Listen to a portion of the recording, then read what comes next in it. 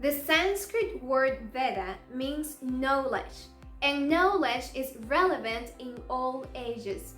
That's why it's so important to read ancient Indian literature. Hi, and welcome back to another literature episode.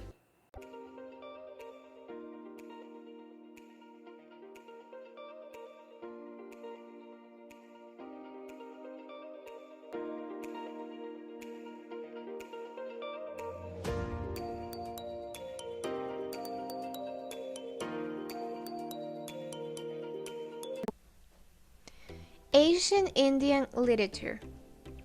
Objectives: understand the importance of ancient Indian literature. Learn important details about Indian history and culture. Literary analysis, paradox. Active reading, making inferences.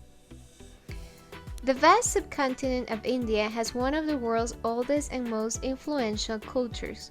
Two great world religions, Hinduism and Buddhism, arose there. The ancient hymns, stories, and epics associated with them are known to millions today. India also has a rich folk tale tradition, from which many well-known European folk tales were borrowed. India produced exquisite and inspirational visual arts and contribute much to math and science. Diverse people and cultures. India remains one of the world's most diverse countries. Its rich diversity began with the interaction of Aryan and non-Aryan people about 15,000 BC. Centuries later. Waves of invaders from Persia, Greece, and Central Asia added new languages and customs to the cultural mix. In ancient India, the link between literature and history was religion. From earliest times, literature expressed religious beliefs, which in turn drove the political and social forces that mold Indians' unique history. These charts show us some important events in history of India and the effect it had on literature. So the first one was Aryans invade the Indus Valley about 15,000 BC. The Rig Veda contains sacred hymns celebrating the Aryan way of life. A civil war erupts in the large Bharat kingdom about the 10th century BC. The Mahabharata describes a war between factions of the Bharat tribe, the Kauravas ruling their capital Hastinapura, and the Pandavas ruling the Indraprastha. Aryan religious beliefs are questioned during the late Vedic age and after the fall of the Mauryan Empire. Holy men outlined many principles of Hinduism in the Upanishads. Later, Bhagavad Gita clarifies important Hindu concepts. India enjoys a golden age during the Gupta Empire. The great poet Kalidasa writes plays for Emperor Chandragupta II's court. People and society. Perhaps the most durable Aryan tradition in India is that the caste system will still persist. According to the Rig Veda, four basic social classes emerge in descending order from the body of Purusha, the first man.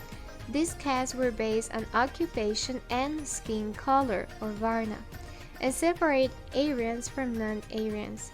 In the late Vedic age, a fifth class division arose outside the caste system. And this would be the caste system. First on top we have the Brahman, that were priests. We have the Kshatriyas, that were warriors or soldiers. Vaishyas, merchants or businessmen, and Shudras, common laborers, musicians, and dancers. Women in ancient India. Like most Asian peoples, the Aryans were patriarchal. In general, males rule. Sons were favored over daughters, and women faced stricter moral standards than men. Warriors customarily had several wives.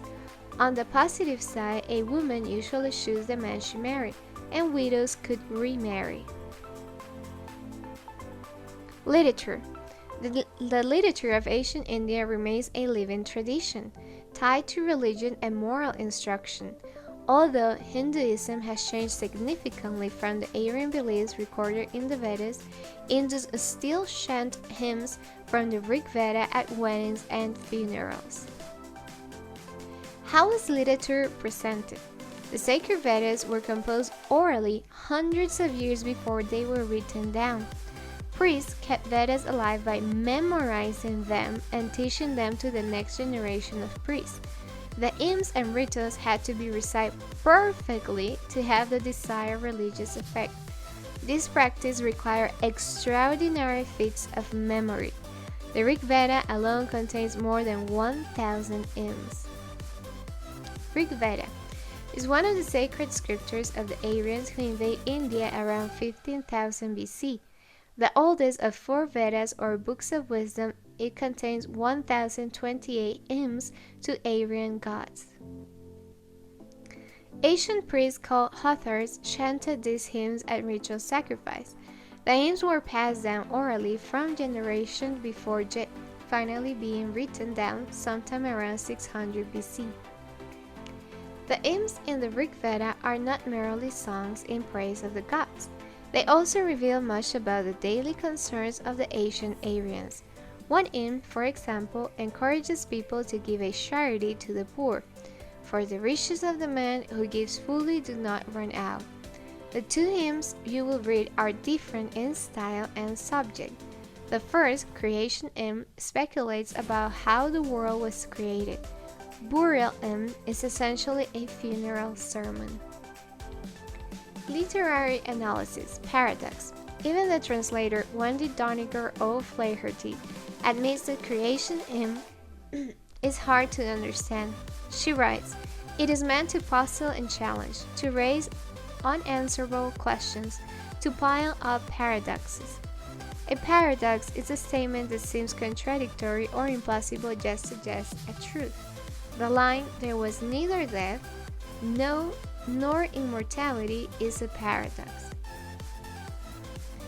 Active reading, making inferences. To understand Burial Hymn, you will have to make inferences about or guess from clues what is taking place during the funeral ritual. For example, reading the words "this wall" and "this hill," you may infer that the mourners are outdoors.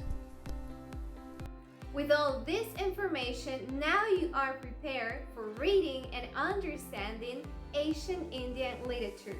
Thanks for watching, and until the next one, bye!